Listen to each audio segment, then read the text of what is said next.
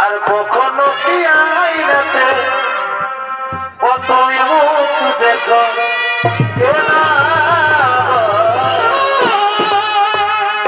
ও বলে কখনো কি আইনাতে তুমি মুখ দেখো না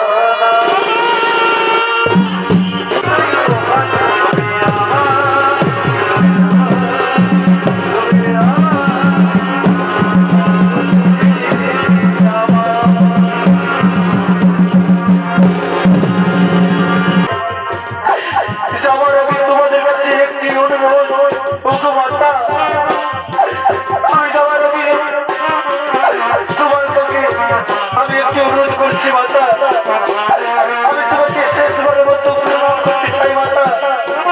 তুমি তুমি আমার নাম পুরো করো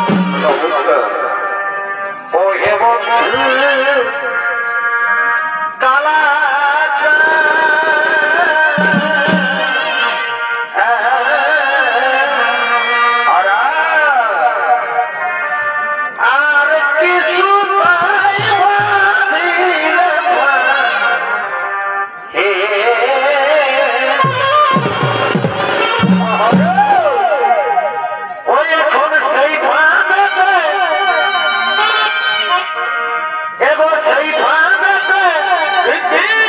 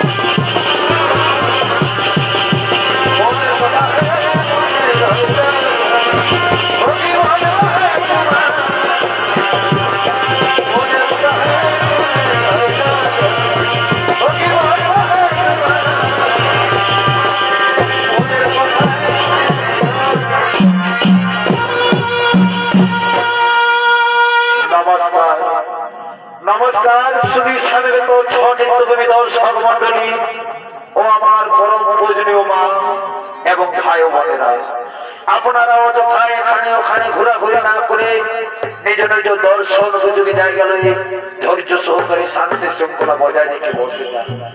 এরপর জীবিরা হোম একাডেমি অস্থায়ী নির্বাচন কর্মকারের পক্ষ থেকে আপনাদের মহানায়িত রঙ্গমঞ্চে আমরা যে দ্বিতীয় পালা মঞ্চস্থ করতে চলেছি, সেই পালাটি হলো সম্পূর্ণ বাস্তব ধর্মীয়মূলক ছৌ নৃত্য পালা। তাই সেই পালাটিকে অস্থায়ী নির্বাচন কর্মকার নৃত্য রূপে নাম রেখেছেন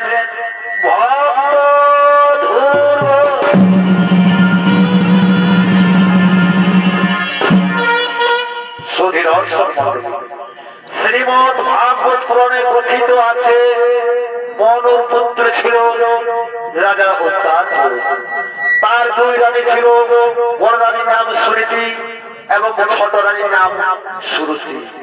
ছোট রানী সুরুচি স্বামীর দিদার বেশি পেতে চাই, তাই বিনা দোষে বিনা অপরাধে বড় রানী সুরীতিকে বনবাসে দেয়। এবং বড় রানী সুরীতির পুত্র ধ্রুব কিভাবে বিষ্ণুচরণ পেয়েছিল তা আমরা পালাখানির মাধ্যমে তুলে ধরতে চলেছি। তাই এতক্ষণে আপনাদের মহান আলোকিত রঙ্গমঞ্চে যে পালা মঞ্চস্থ করতে চলেছি, সেই পালাখানির নাম হলো ভক্ত ধ্রুব।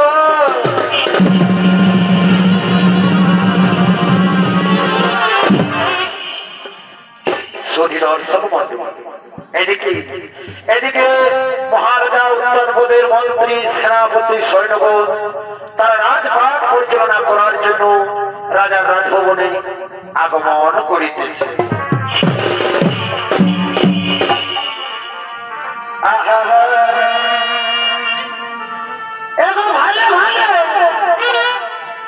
এই মন্ত্রী জানে হাই হাই মিছাই জাগরা, এই মিছাই জাগরা ও বন্ধু, এই বলে আর মায়া লাগে ওই আমি বুঝি না ও বন্ধু,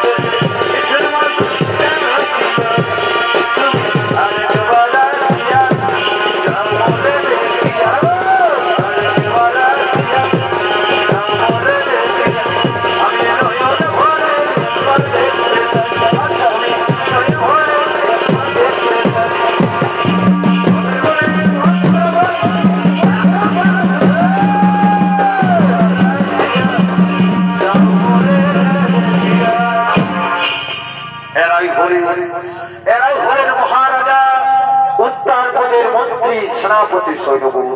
তারা রাজপাট পরিচালনা করার জন্য রাজার রাজভবনে আগমন করেছে। আর অন্যদিকে মহারাজ তিনিও রাজপাট পরিচালনা করার জন্য নিজ রাজসভায় ধীরে ধীরে আগমন করিতেছে।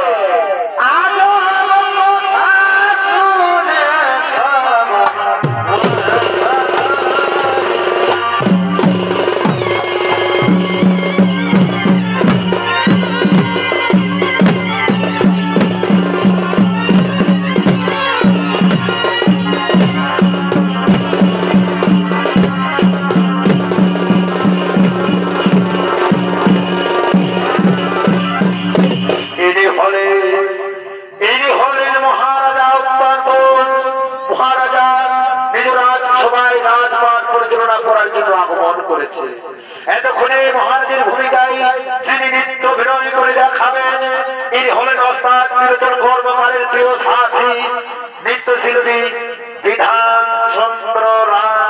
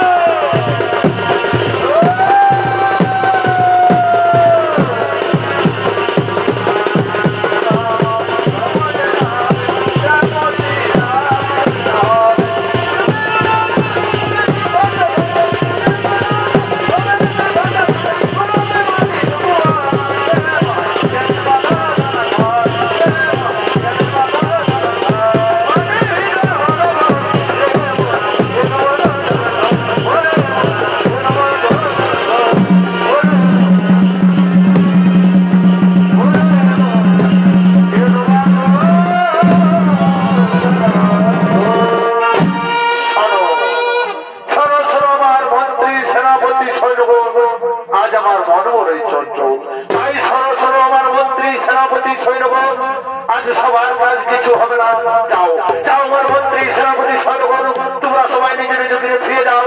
তোমরা সবাই আমাকে একটু একা থাকতে দাও, আমাকে একটু একা থাকতে দাও, আমাকে একটু একা থাকতে দাও।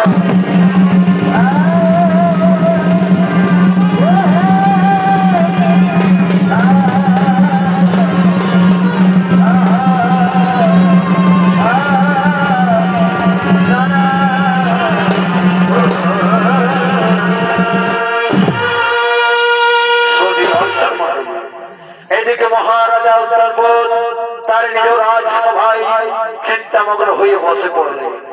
আর অন্যদিকে তার ছোট রানী সুরুচি তিনি তার সঙ্গী সাথীদের সঙ্গে রাজভবনে আগমন করিতেছে।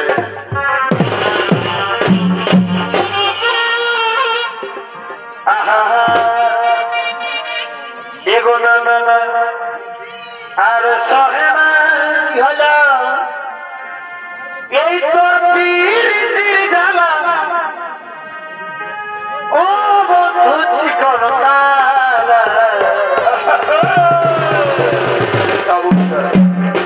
এগো আর সহে না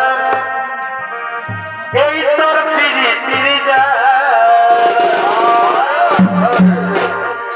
এগো জ্বালা আর সহে না তোর পীড়িতির জ্বালা।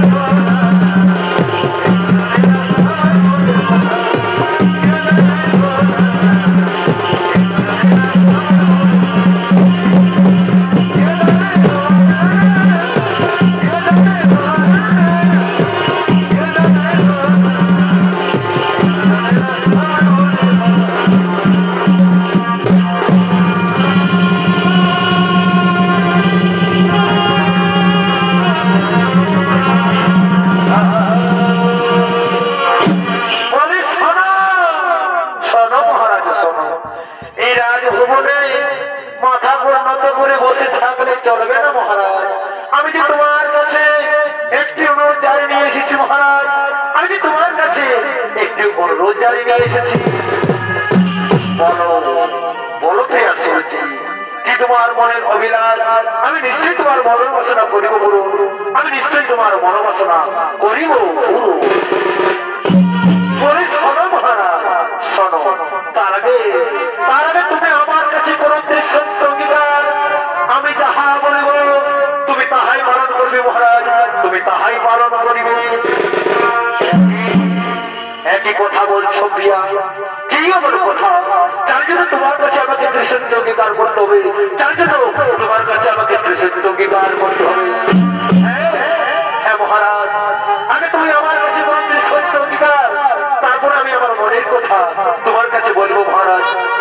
কাছে বলি বেশ প্রিয়া শুনেছি তাই হবে অগো প্রিয়া আজ আমি তোমার কাছে করবো সত্য বিকার শোনো শোনো গো প্রিয়া আজ আমি তোমার কাছে করছি সত্য বিকার শান্তি দেবো শান্তি দেবো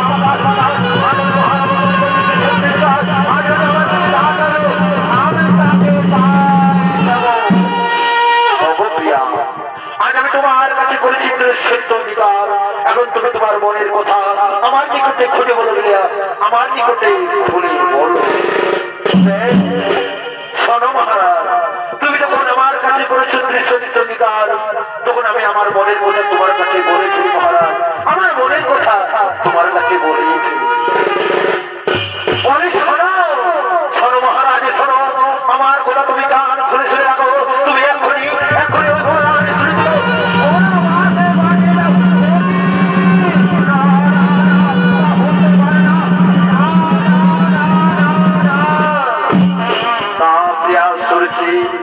তা কখনো হতে পারে না বরণানি শুনেছে আমি বনবাসী দিতে পারবো না ভগো প্রিয়া বরণে আমার কাছে কোনো দোষ কোনো অপরাধ করেনি কোন দোষে কোন অপরাধে আমি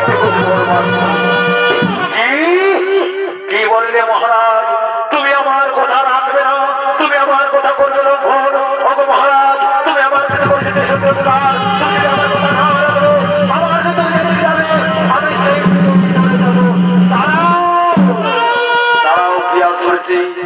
দাঁড়াও তুমি আমার অন্তরতম তুমি আমার হৃদয় ধরা ধন তোমাকে ছাড়া আমি বাঁচতে পারবো না প্রিয়া অগো প্রিয়া সুরজি তোমাকে ছাড়া আমি যেমন বাঁচতে পারবো না তুমি বিনা দোষী বিনা অপরাধে আমি কেমন করে বড় সুরজিকে বনবাস দেবো তুমি আমায় বলে দাও আমি কেমন করে শোনো শোনো মহারাজ শোনো এক আকাশে যেমন দুটি চাঁদ থাকে না তুমি এক রাজার গৃহে দুটি রানী থাকতে পারো না তুমি যদি আমার কথা না রাখবে মহারাজ তাহলে আমি তোমাকে পরিষ্কার জানিয়ে দিচ্ছি আমার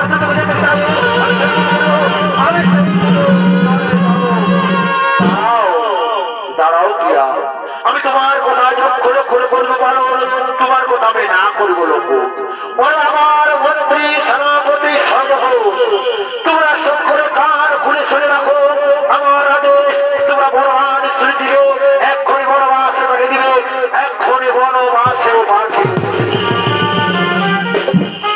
অবপ্রিয়া আজ আমি তোমার কথা লক্ষ্য করেছি পারো তুমি এখন খুশি হয়েছে প্রিয়া তুমি এখন খুশি হয়েছে তো হ্যাঁ মহারাজ আজ আমি বেদাই খুশি মহারাজ আজ আমি বড় স্মৃতিকে দিয়েছি বনবাস তাই তো এই রাজমহলে আমি তোমাকে একান্ত আপন করে পেয়েছি মহারাজ তাই তো এই রাজমহলে আমি তোমাকে আজ একান্ত আপন করে পেয়েছি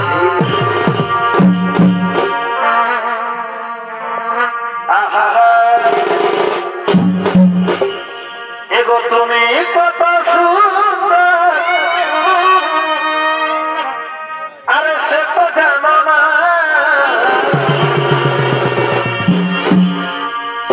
ও প্রিয়া তুমি কত সুন্দর এগো সে তো বুঝো না আর কখনো কি আইনাতে ও তুমি মুখ দেখো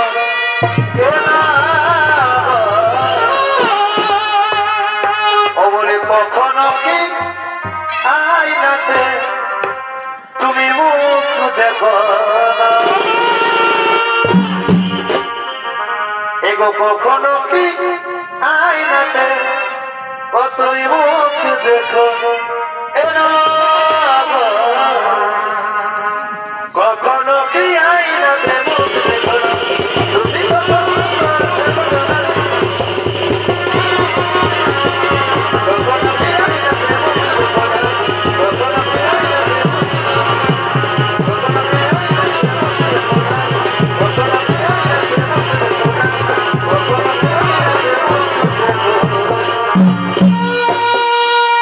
তুমি আজ আমি তোমার কথা করেছি বারণ ফায়ার বিলম্বের রাহি প্রয়োজন সুপ্রিয়া চলো আমরা দুজন মিলে আমাদের শয়ন পক্ষে চলে যাই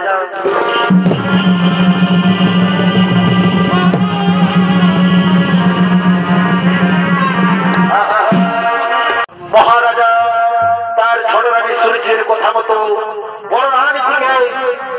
সেনাপতিদের সাথে দিয়ে বনবাসে যায়। তাই হতভাগিনী আজ বনবাসে কাঁদতে কাঁদতে আগমন করিতেছে। এগো পাখি গনা এদিও দয়া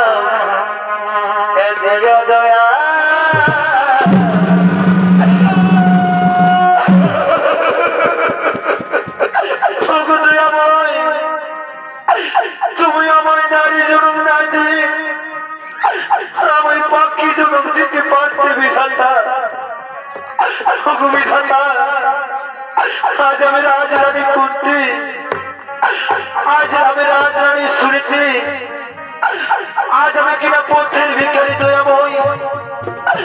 তুমি আমায় বলে দাও ঠাকুর, আমি এখন কি করি দয়াময়? কোথায় গেলে আমি একটু শান্তিতে আশ্রয় পাই? তুমি আমায় বলে দাও।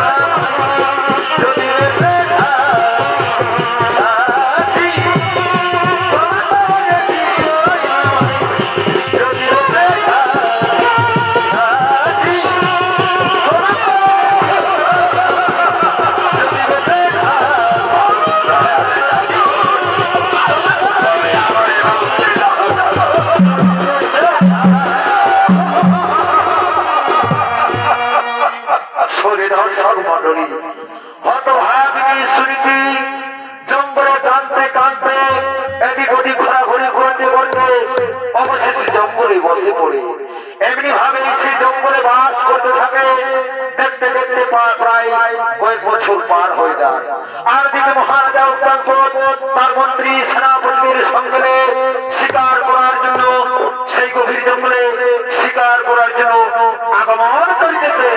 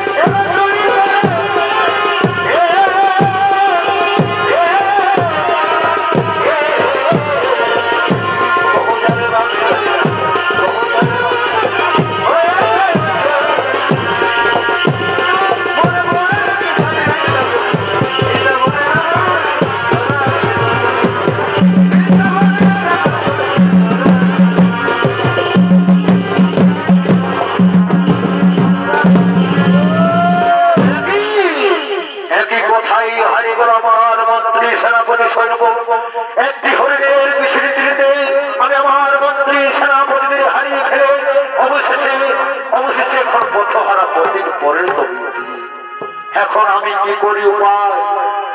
এই গভীর জঙ্গলে আমি তো ভালোভাবে পথঘাট চিনি না। কোথায় গেলে এই গভীর জঙ্গলে আমি একটু আশ্রয় পাই? ওই তো আকাশে কালো মেঘ দেখা যাচ্ছে, চারিদিকে অন্ধকার নেমে আসছে, পূর্বের সূর্য পশ্চিমে অস্ত যেতে চলেছে। এই গভীর অরণ্যে আমি এখন কোথায় গেলে আশ্রয় পাই? আমি এখন কোথায় গেলে আশ্রয় পাই? কিন্তু একই ওই দূরে একটি বর্ণকুটির দেখতে পাওয়া যাচ্ছে। না না না, আমি আর মনে বিলম্ব করবো না। আমি সেখানে গিয়ে একটু আশ্রয় নেব, একটু আশ্রয় নেব, একটু আশ্রয় নেব।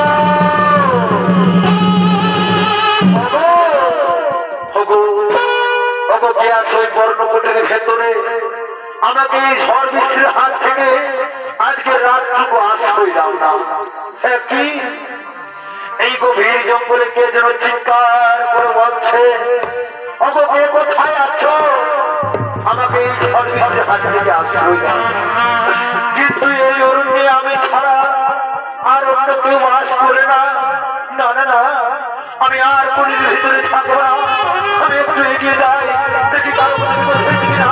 যাই যাই, এগিয়ে যাই, এগিয়ে যাই, এগিয়ে যাই।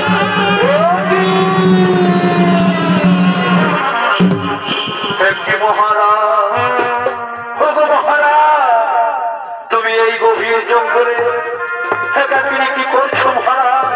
তুমি এই গভীর জঙ্গলে একাকিনী কি করছো মহারাজ?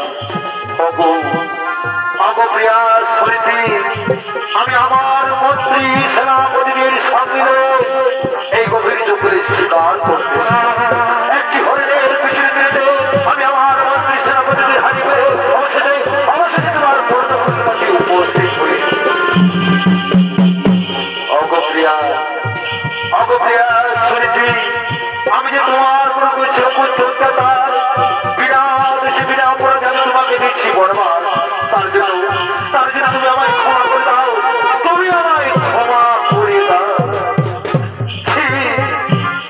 স্বামী, ও কথা বলে তুমি আমায় ছোট করে দিও না স্বামী। আমার স্বামী দেবতা, স্বামীর দেওয়া শাস্তি নারীর পরম সৌভাগ্য, কিন্তু আমার স্বামী দেবতা না আছে মোর রাজ সিংহাসন, না আছে মোর কুসুম, আমি তোমায় কোথায় বসছি মহারাজ? তাই এসো এসো মহারাজ, তুমি আমার বর্ণ করে রেখে আমি আমার শাড়ি আঁচল মহারাজ, তুমি আঁচল বসে বিশ্রাম করবে, আঁচল বসে বিশ্রাম করবে।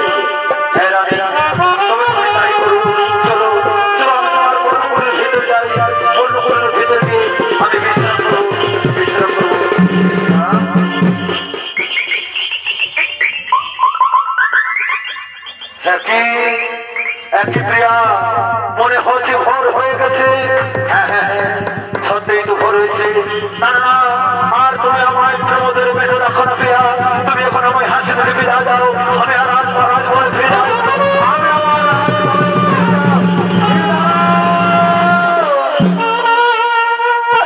দাঁড়াও মহারাজ, যাবে যদি যাও মহারাজ, আমি তোমাকে বাধা দেব না, কিন্তু তুমি কি জানো মহারাজ, আজ আমি ঋতুমতি, তাই শুভ করে শুভ লগ্নে তোমার সাথে হইল আমার মিলন। তোমার অনুষ্ঠে আমার গুরুজির সন্তান জন্ম নিতে চলেছে মহারাজ। সেই সন্তান যেন কোনদিন চার সন্তান বলে দুঃখ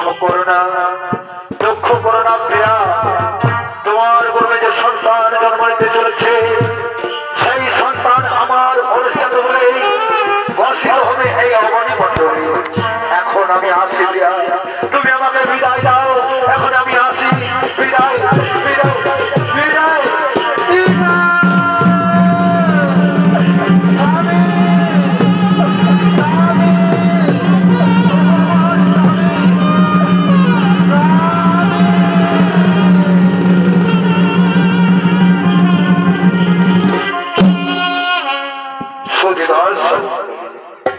মহারাজা তারপর রানী স্মৃতির বর্ণ করিবে, রাত্রি যাপন করে রাজমহলে ফিরে যায়। এদিকে দেখতে দেখতে প্রায় কয়েক বছর পার হয়ে যায়। স্মৃতির গর্ভে এক পুত্র সন্তান জন্মগ্রহণ করে, সেই সন্তানের নাম রাখে ধ্রুব।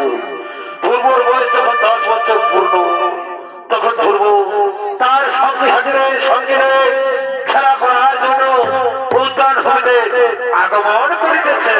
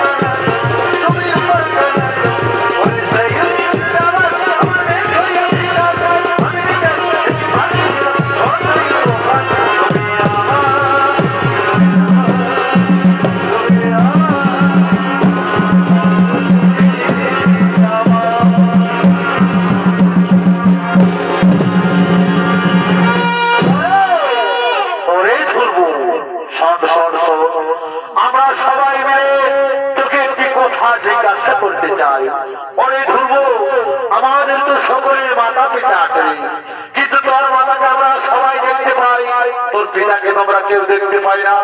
সত্যি করে বলতে ধ্রুব, কে তোর পিতা? তোর পিতা কোথায় থাকে? তোর পিতার নাম কি? আমি তো আমার পিতার নাম জানি না, তাই তোমরা এখানে একটু খেলা করো বন্ধু। আমি এক্ষুনি আমার মাতার কাছ থেকে আমার পিতার নাম জেনে আসছি।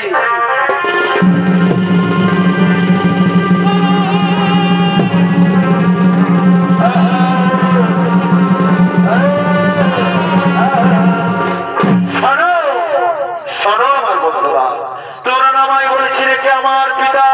আমার পিতা কোথায় থাকে? আমার পিতার নাম কি? তাহলে শুনে রাখো বন্ধুরা, আমার পিতা হচ্ছে এই রাজ্যের মহারাজা। আমার পিতার নাম হলো মহারাজা। একই কথা বলি ওরে ধ্রুব, ওরে ধ্রুব, তোর পিতা যদি এই রাজ্যের মহারাজা হই, তাহলে তোর মাতার পরনে ওইরকম ছিঁড়া বস্ত্র কেন ওরে ধ্রুব? ওরে ধ্রুব, আর তাই যদি হয়ে থাকে ধ্রুব, শোনে ধ্রুব, আমরা সবাই মিলে তোর পিতার নিকটে যাই। তোর পিতা তোকে দেখলে নিশ্চয়ই তো বুকে ধরে নেবে, নিশ্চয়ই তো বুকে জড়িয়ে ধরবি রে বন্ধু। হ্যাঁ হ্যাঁ বন্ধু, তোমরা তো ঠিক কথাই বলেছো বন্ধু। তুমি আর বিলম্ব নাই বন্ধু, চলো চলো আমরা আমার পিতার নিকটে চলে যাই।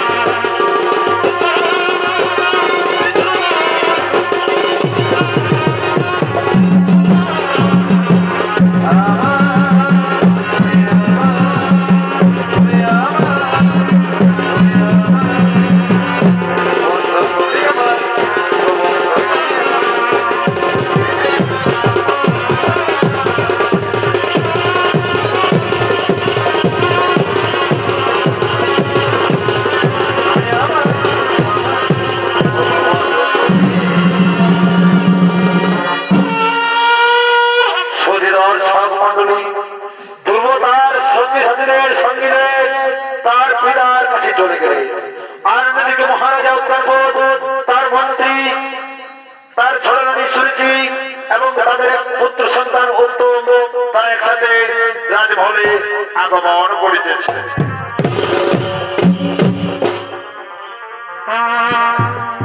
ওরে আমি কি তার ছিলাম,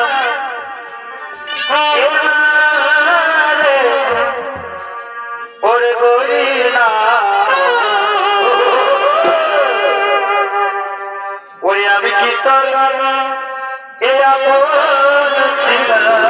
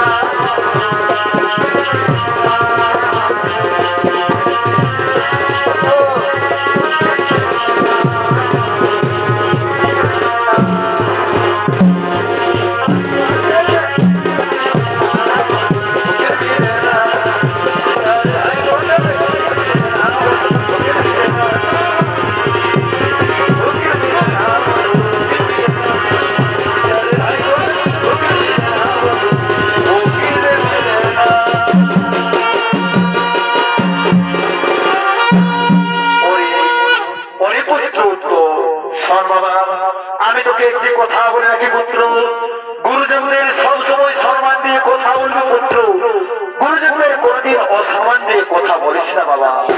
কিন্তু একই বালক, কে তোমরা? কিসের রাগে তোমরা আমার রাজমহলে আগমন করেছ? ওগো মহারাজ, ওগো মহারাজ, তুমি কি আমায় সত্যি সত্যি চিনতে পারছো না মহারাজ? তুমি কি আমায় সত্যি সত্যি ভুলে গেছো মহারাজ? ওরে বালক, আমি তোমাকে কেমন করে চিনবো বাবা? তুমি তোমার পিতামাতার পরিচয় আমার কাছে বলো, আমি নিশ্চয়ই তোমাকে চিনতে পারবো বালক, আমি নিশ্চয়ই তোমাকে চিনতে পারিব। মহারাজ, তুমি আমার পিতা মাতার পরিচয় জানতে চাচ্ছ মহারাজ? মহারাজ, আমি একটু হতভাগা, নাম হলো আমার ধ্রুব মহারাজ, আর আমার মাতা হলো জনম দুঃখিনী, কিনা জঙ্গলে বাস করে মহারাজ। আর আমার পিতার নাম হলো মহারাজ, এই মহারাজ মহারাজা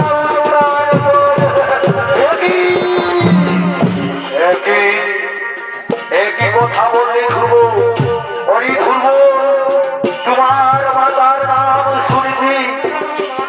ওরে ধ্রুব, তার মানে তুই আমার শুনেছি ছেলে বাবা, তার মানে তুই আমার প্রথম সন্তান। ওরে পুত্র ধ্রুব, আই বাবা, একটিবারের মতো তুই আমার মুখের পুত্র, একটিবারের মতো আমার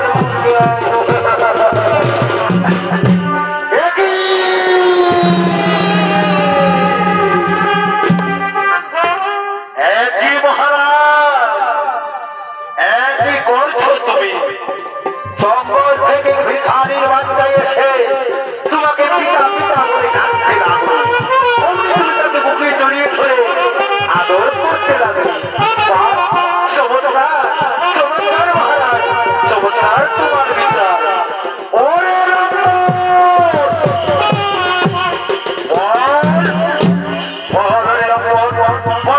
রাজমহলে এসেছি, বল না হলো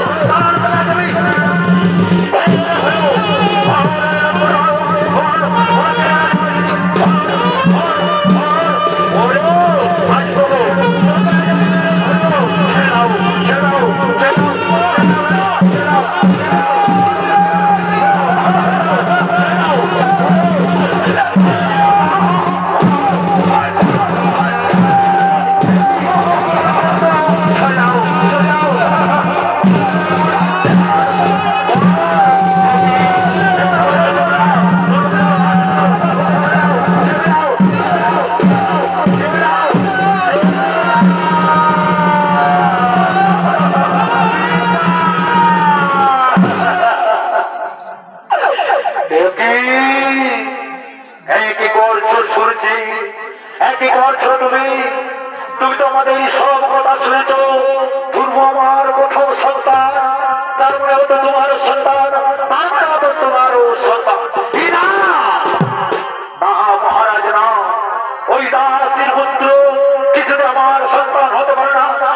একে হাতে নেমে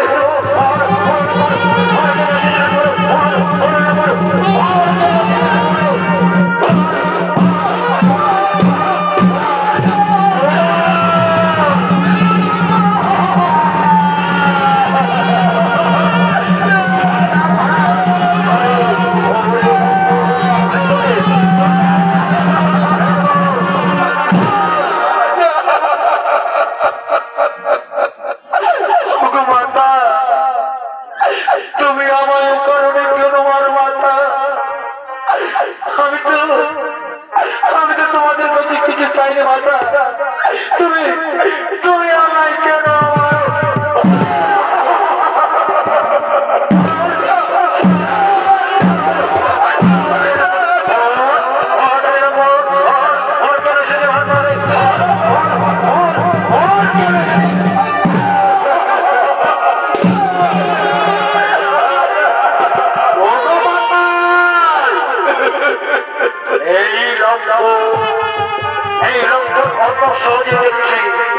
এই রাজ্য থেকে যাবে না মাতা। শোনো মাতা শোনো, আর বিলম্বে নাহি প্রজে মাতা, আমরা দুজনে মিলে এই লোকপুরকে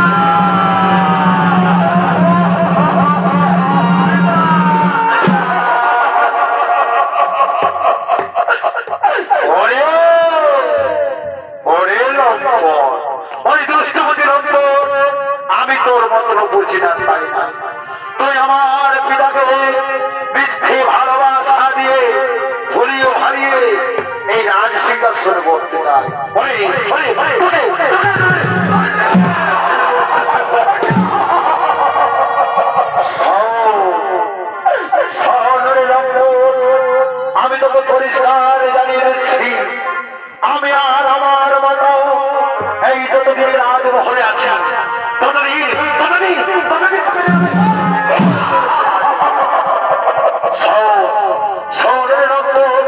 আমি তোকে পরিষ্কার জানিয়ে দিচ্ছি, যদি তুই পদ্ম পড়াশ্রত শ্রীমধুসূদনের নাম স্মরণ করে প্রাণ করে আমার মায়ের গর্ভে জন্ম নিবি, সেদিনই রাজমহলে আমি আসবি।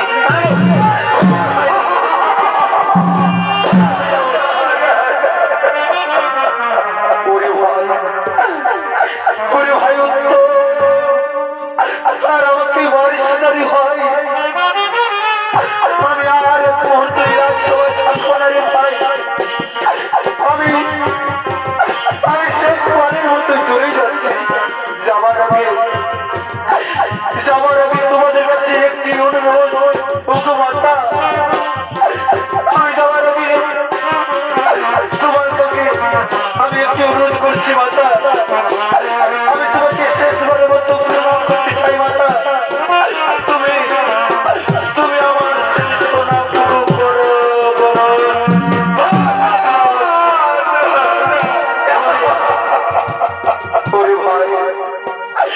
ওরে আমার সাথীরা, চলো বন্ধুরা, চলো আর বিলম্ব করবো না, চলো আমরা আমাদের রাজমহলে চলে যাই।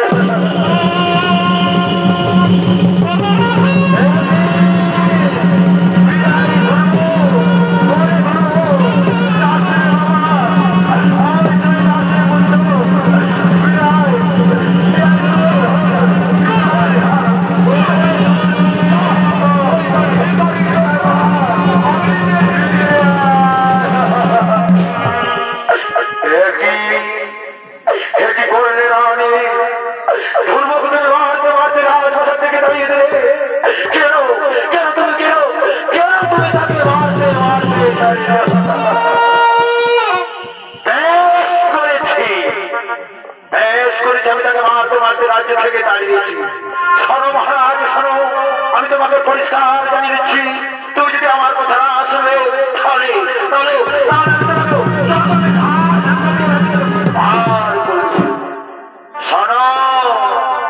শোনো মহারাজ, শোনো, আমি যতদিন এই রাজপ্রাসাদে বেঁচে আছি ততদিন আমার কথাই হবে শেষ কথা।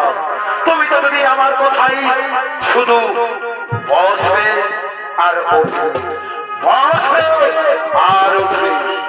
অনেক হয়েছে মহারাজ, আর চলো চলো আমরা শয়ন কক্ষে চলে না।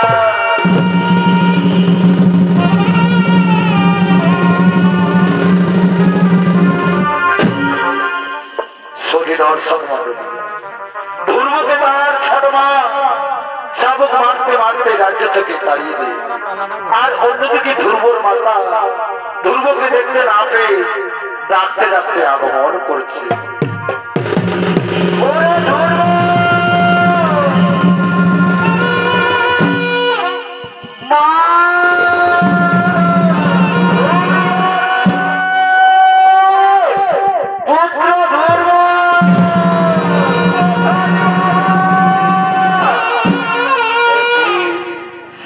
আমার মাতা আমায় ধরবো ধরবো বলে কেন ডাকে? তোকে আমার মা কোন বিপদে পড়েছে? না আর আমি মনে বিলম্ব করবো না, আমি এক্ষুনি আমার মাতার কাছে চলে যাবো।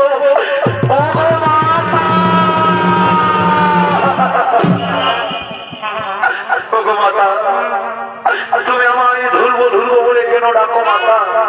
এই তো আমি তোমার সম্মুখে এসেছি মাতা। ওরে আমার নয়নের মণি, আমি তোকে কেমন করে বোঝাই বাবা? তুই সারা জগতে যে আমার কেউ নেই পুত্র, তুই সারা জগতে আজ আমার কেউ নেই বাবা। তোকে যে আমি একদিন না দেখতে পেলে আমি যে শান্তি থাকতে পারিনি পুত্র। আমার নয়নের মণি একটিবারের মতো আমার বুকে বাবা, আমার বুকে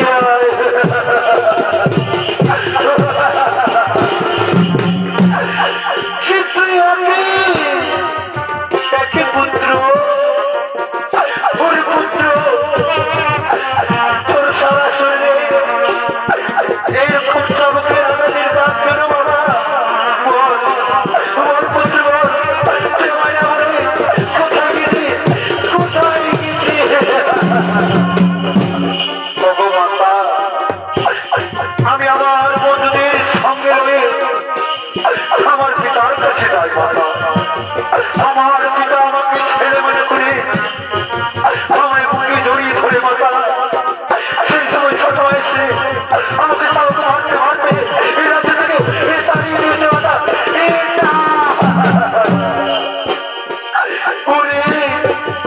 ওরে আমার নয়নের মণি, ওই জানি তামের বিক্ষেপ হাত দিয়ে রাজ্য থেকে বনবাস দিয়েছিল। আর আজকে তোকে মারতে মারতে তাড়িয়ে দিয়েছে।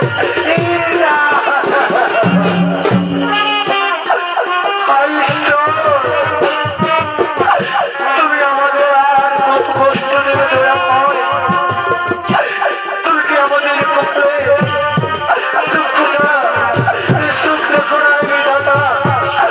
আমাদের কপালে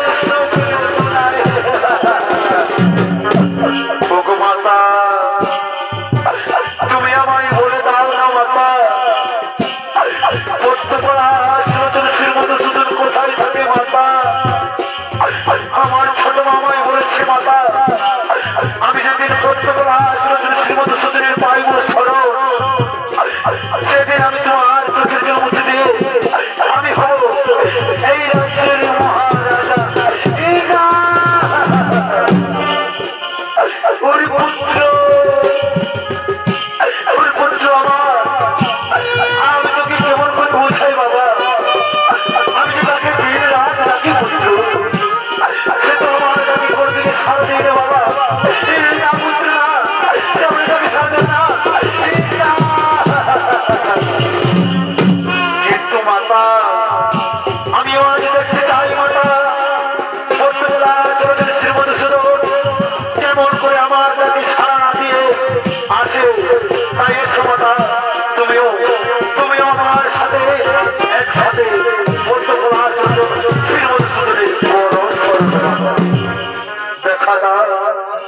দেখা দাও বহু দেখা দাও, একটিবারের মতো দাও দর্শন।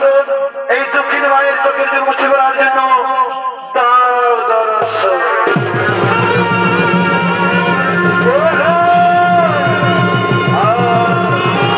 আমি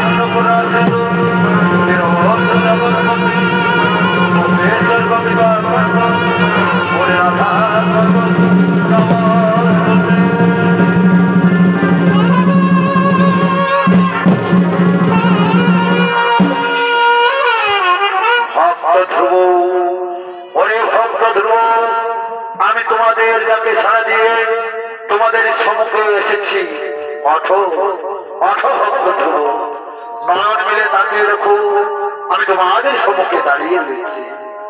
এসেছেন এসেছেন মোর ভক্ত বাঞ্ছা কল্প তরুণ। দয়াময় সত্যি যদি তুমি আমাদের ডাকে সাড়া দিয়ে থাকো প্রভু, তাহলে আমাদের শত কোটি প্রণাম করো। তথাস্তু।